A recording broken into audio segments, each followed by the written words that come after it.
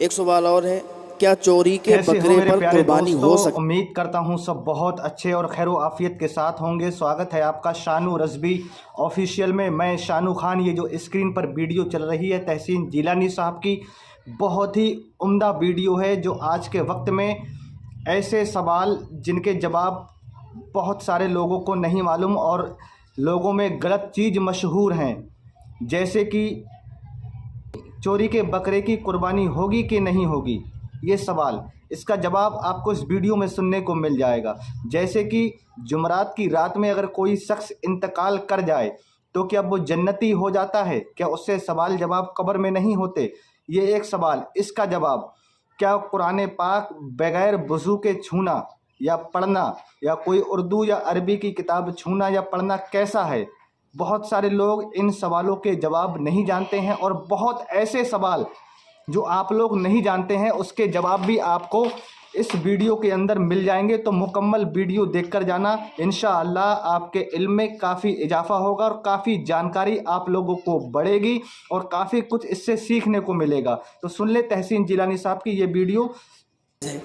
एक सवाल और है, क्या चोरी के बकरे पर कुर्बानी हो सकती है या नहीं? तो देखें, सबसे पहली बात आप समझें कि जिस जानवर पर कुर्बानी हो रही है उसका मालिक होना ये शर्त है, यानी आप उसके मालिक हों, आप मालिक निसाब हों और आप उसके मालिक हों, आप कुर्बानी करवा सकते हैं, जायज़ है। लेकिन चोरी का बकरा है या चोरी का जानवर है, उस पर कुर्बानी हो रही है तो ये कुर्बानी बिल्कुल जायज़ नहीं है, ये कुर्बानी नहीं हो सकती। आला हज़रत रज़ियल्लाहु ताला अन्हु फरमाते हैं क्योंकि कुर्बानी में माले हलाल और मिल्कियत शर्त है, ऐसा जानवर अगर कुर्बान कर भी दिया गया तो कुर्बानी नहीं होगी। और एक सवाल है, क्या जुमा के दिन मरने वाला शख्स जन्नती होता है? देखो, ये बात अवाम में मशहूर है कि जुमा के दिन हर कोई या जुमेरात के दिन मरने वाला इंसान जन्नत में जाता है, सवाल व जवाब नहीं होते हैं, डायरेक्ट इंतकाल होता है और जन्नत में चला जाता है। तो ये अवाम में गलत मशहूर है। कुछ अहादीस में है कि जुमा या जुमेरात को मरने वाले पर कुछ तखफीफ हो जाती है, मगर जन्नत में जाना ईमान और आमाल सालिहा पर मुनहसिर है। सिर्फ दिन की बुनियाद पर किसी को जन्नती कहना ये दुरुस्त नहीं है। एक सवाल और है, क्या कुरान पाक को बग़ैर वज़ू हाथ लगा सकते हैं? जी नहीं, कुरान पाक को बग़ैर वज़ू हाथ नहीं लगा सकते हैं, बग़ैर वज़ू नहीं छू सकते हैं। हाँ, रही बात पढ़ने की तो बग़ैर वज़ू पढ़ सकते हैं। एक सवाल ये है कि कुरान पाक के अलावा और कोई किताब जो अरबी की किताब हो या उर्दू की किताब हो या मसले मसाइल की किताब हो, उसको छू सकते हैं या नहीं? देखें, कुरान पाक को तो नहीं छू सकते, लेकिन इसके अलावा अगर कोई मसले मसाइल की किताब है और उस पर अरबी मतन नहीं है तो उसको छू सकते हैं।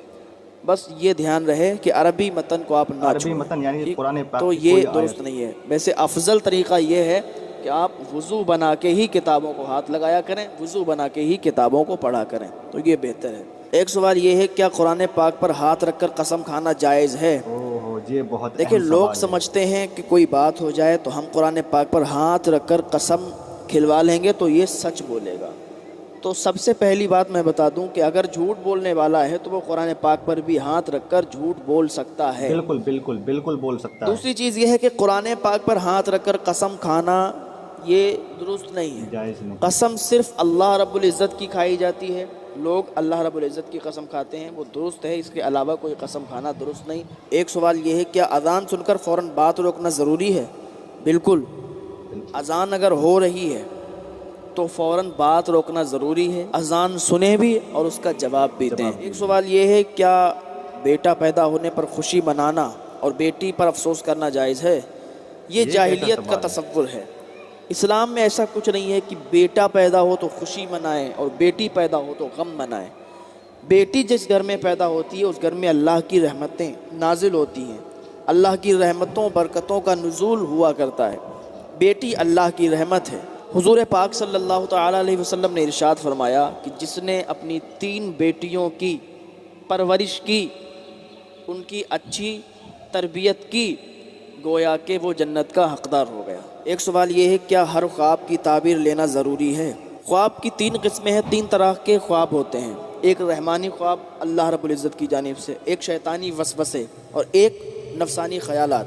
کبھی کبھی ایسا ہوتا ہے کہ ہم جو سوچتے ہیں، ہم رات کو جب لیٹتے ہیں سوچتے ہیں یا دیکھتے ہیں، موبائل چلاتے ہیں، تو یہ جو خیالات ہوتے ہیں وہ ہمیں اکثر کبھی کبھی جب ہم لیٹتے ہیں تو یہی آ جاتے ہیں، یعنی جو ہم دیکھتے ہیں سوچتے ہیں وہی خواب میں آ جاتے ہیں۔ کوئی خواب اگر آپ نے دیکھا ہے، ایسے کسی کی باتوں پر آپ نہ جائیں۔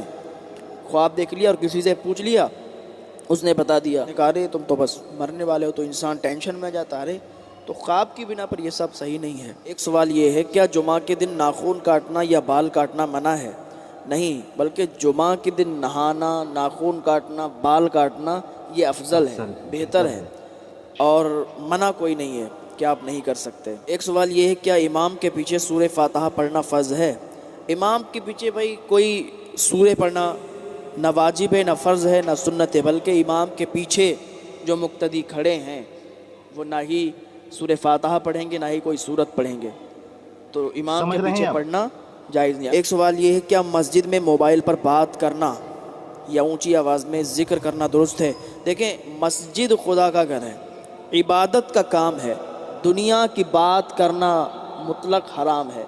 مسجد میں آپ باہر کی بات نہیں کر سکتے، موبائل پر بات ہوتی ہے، ظاہر سی بات ہے، کہیں ادھر کی بات کہیں ادھر کی بات، تو بہتر ہے کہ مسجد سے باہر نکل کر موبائل پر بات کریں، یا اگر ہاں کوئی اچھی بات کر رہے ہیں، آپ دین کے متعلق بات کر رہے ہیں تو کر سکتے ہیں، باہری دنیاوی بات یہ نہیں کر سکتے، اونچی آواز میں تو ویسے ہی نہیں کر سکتے ہیں۔ ایک سوال یہ ہے، کیا وضو کے بعد اگر پاؤں خشک ہو جائے تو دوبارہ دھونا لازم ہے؟ نہیں، ایسا کچھ نہیں ہے، اگر وضو صحیح طریقے سے بن گیا ہے تو پاؤں سوکھ بھی گیا تو کوئی بات نہیں، لیکن اگر صحیح طریقے سے وضو نہیں بن پایا تو پھر وضو بنائیں گے، اس میں پاؤں بھی دھوئیں گے، لیکن اگر وضو بن گیا ہے، پاؤں سوکھ گیا تو کوئی بات نہیں۔ ایک سوال یہ ہے، کیا خواب میں نبی اکرم صلی اللہ تعالیٰ علیہ وسلم کی زیارت ہر حال میں سچی ہوتی ہے؟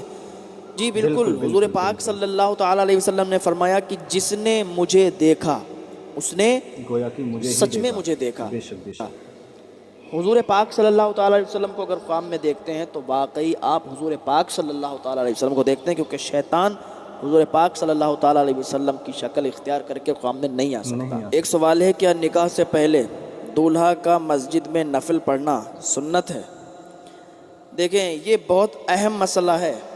آج کل کیا برسوں سے آپ بھی دیکھتے آئے، ہم بھی دیکھتے آئے، اتنی عمر ہو گئی کہ اگر کسی کی شادی ہوئی تو سہرا بندھا اور اس کے بعد کیا ہوا کہ مسجد میں گئے اور نفل نماز پڑھی جا کے، سر پر سہرا ہے، پھول ہیں، لٹک رہے ہیں، پورا سہرا نیچے تک، اور وہ نماز پڑھ رہے ہیں۔ مسجد میں کبھی فرض نماز پڑھنے کے لیے جھانکنے کے لیے نہیں گئے، اور آج جب شادی ہو رہی ہے تو نفل نماز پڑھنے کے لیے اور وہ 15-20 کا ہجوم لے کے مسجد میں پہنچ گئے۔ نکاح سے پہلے 2 رکعت نماز نفل ادا کرنا یہ صحابہ سے ثابت ہے، لیکن جو آج ہمارے معاشرے میں ہو رہا ہے، جو آج ہمارے یہاں لوگ کر رہے ہیں کہ مسجد میں سہرا باندھ کے نماز ادا کر رہے ہیں اور صحیح طریقے سے نماز ادا بھی نہیں ہو رہی ہے، وہ نماز نہیں ہو رہی بلکہ وہ دکھاوا ہو رہا ہے، ریاکاری ہو رہی ہے کہ دیکھو ہاں ہم بھی کر رہے ہیں۔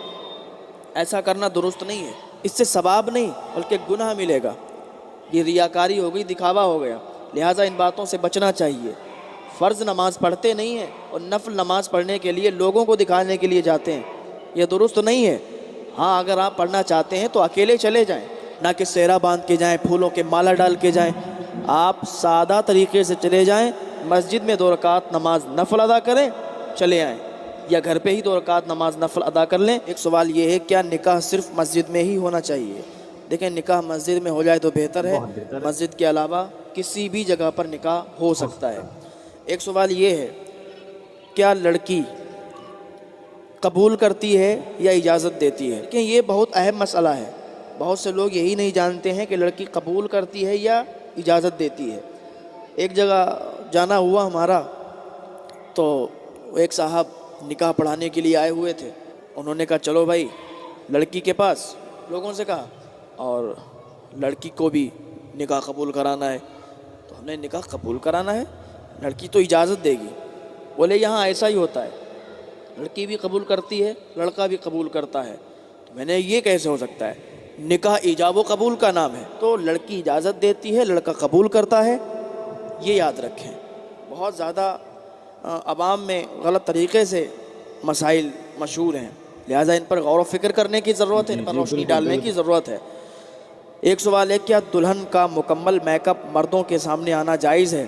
آج کل بہت جگہ کیا ہر جگہ آپ دیکھ لیں، بہت کم جگہیں ایسی ہیں کہ جہاں پر ایسا نہیں ہوتا، ورنہ ہر جگہ تو ایسا ہی دیکھا گیا ہے کہ جب شادی آتی ہے، نکاح ہو جاتا ہے، نکاح ہونے کے بعد لڑکا لڑکی دونوں جو اسٹیج لگا ہوا ہوتا ہے اس پر جو کرسی پڑی ہوتی ہیں اسی پر بیٹھ جاتے ہیں، نہ لڑکی پردہ کرتی ہے اور وہ ویڈیو بن رہی ہوتی ہے، ادھر LCD پر دکھ رہی ہوتی ہے اور سارے لوگ دیکھ رہے ہوتے ہیں۔ لہٰذا ان سب باتوں سے بچنا چاہیے، اپنے گھروں کا ماحول اچھا کریں، یہ رواج اور رسمیں ختم کریں کہ شادی ہال میں اور اسٹیج پر بٹھا کے ویڈیو پر LCD پر چلوا دیا، یہ درست نہیں ہے۔ آپ کی بیٹی، آپ کی بہن اور لوگوں کے سامنے وہ LCD پر آ رہی ہے، لوگ اسے دیکھ رہے ہیں، تو یہ صحیح نہیں ہے۔ آپ عزت کے ساتھ نکاح کریں۔ ایک سوال یہ ہے، کیا نکاح کا خطبہ صرف مولوی ہی دے سکتے ہیں؟ نہیں، جو شخص شرعی طریقے سے نکاح کروا سکتا ہے وہ نکاح کا خطبہ بھی پڑھ سکتا ہے۔ ایک سوال یہ ہے، کیا لڑکی کو بغیر اجازت نکاح میں شامل کیا جا سکتا ہے؟ بالکل ہرگز نہیں، لڑکی کو بغیر رضامندی نکاح میں شامل نہیں کیا جا سکتا ہے۔ اگر لڑکی کی رضامندی نہیں ہے تو نکاح نہیں ہوگا، اگر لڑکی کی رضامندی ہے تو نکاح ہو جائے گا۔ یہ سب اہم مسائل ہیں، ان پر غور و فکر کرنے کی ضرورت ہے۔ اللہ پاک کی بارگاہ میں دعا ہے اللہ ہم سب کو نیک عمل کرنے کی توفیق عطا فرمائے۔ تمام ہی اہم سوال تھے اور اس کے اہم جواب آپ لوگوں نے سن لیے، یاد کر لیں۔ اس میں سب سے جو اہم اور اچھا سوال مجھے لگا وہ یہ کہ نماز میں امام کے پیچھے قرأت کرنا کیسا ہے، تو حضرت نے بتا دیا تھا۔ باقی اگر آپ کی سمجھ میں نہیں آیا ہو تو میں چند باتیں آپ لوگوں کو بتا رہا ہوں۔ میں نے اکثر دیکھا ہے نماز پڑھتے ہوئے کچھ نوجوانوں کو، بزرگوں کو، بلکہ کچھ ایسے لوگوں کو جو حج کر کے بھی آ چکے ہیں، برے ماننے والی اس میں بات نہیں ہے، مسئلہ ہے تو بتا رہا ہوں۔ امام صاحب نے نیت باندھی، سبحانہ پڑھنے کے بعد امام صاحب الحمد شریف پڑھتے ہیں، قرأت کرتے ہیں، تو کتنے ایسے لوگ ہیں جو ان کے ساتھ ساتھ میں دہراتے ہیں، برابر سے پڑھتے چلے جاتے ہیں۔ اگر کوئی وہ سورت پڑھتے ہیں جو مشہور صورتیں ہیں، قل هو اللہ احد یا قل یا ایھا الکافرون یا قل اعوذ برب الفلق، جو اکثر بزرگوں کے، نوجوانوں کے یاد ہوتی ہے، تو وہ سنگ برابر امام صاحب کے پڑھتے رہتے ہیں، دہراتے رہتے ہیں۔ تو آپ تمامی لوگ یہ جان لیں کہ امام صاحب کے پیچھے جب بھی نماز پڑھیں تو ان کے پیچھے آپ کو قرأت نہیں پڑھنی ہے، خالی سبحانہ پڑھ کر خاموش ہو جانا ہے اور جو امام صاحب پڑھیں چپ چاپ سننا ہے۔ جب وہ دعالین کہیں تو آپ کو آمین کہہ دینا ہے، بس۔ جب آپ رکوع میں جائیں تب آپ کو پڑھنا ہے، سجدے میں جائیں تب پڑھنا ہے، اتحیات پر بیٹھیں تب آپ کو پڑھنا ہے۔ جب امام قرأت پڑھے تو آپ کو ان کے ساتھ نہیں پڑھنا ہے۔ اور اکثر لوگ ایک غلطی اور کرتے ہیں، امام سے پہلے رکوع کر لیتے ہیں، امام سے پہلے سجدہ کر لیتے ہیں۔ امام صاحب نے کہا اللہ اکبر، اتنے میں وہ لوگ سجدے میں پہنچ جاتے ہیں۔ میں نے خود اپنی آنکھوں سے دیکھا ہے کتنے لوگ ایسے جو میری برابر میں کھڑے ہو کر ایسی حرکت کو انجام دیتے ہیں۔ تو آپ لوگ اس بات کو جان لیں کہ آپ کی نماز نہیں ہوگی اگر آپ نے امام صاحب سے پہلے رکوع یا سجدہ کیا۔ اس بات کو خاص خیال رکھیں، جب امام صاحب رکوع اور سجدے میں چلے جائیں تب آپ بھی ان کے پیچھے چلے جائیں، کیونکہ آپ امام کے پیچھے نماز پڑھ رہے ہیں، نہ کہ امام آپ کے پیچھے پڑھ رہا ہے۔ تو یہ بہت اہم جانکاری ہے، بہت اہم معلومات ہیں، بہت اہم سوالوں کے جواب جو آپ لوگوں تک پہنچے، اور انشاءاللہ اس ویڈیو کو آگے شیئر کرنا آپ کا کام ہے تاکہ اور ہمارے مسلمان بھائی ان سوالوں کے جواب سن لیں اور عمل کریں اور ان کو اس کی جانکاری ملے۔ تو انشاءاللہ تعالی شیئر ضرور کرنا، ویڈیو بہت بہترین ہے۔ ملتے ہیں اگلی ویڈیو میں، دعاؤں میں یاد رکھنا۔ السلام علیکم ورحمۃ اللہ تعالی وبرکاتہ۔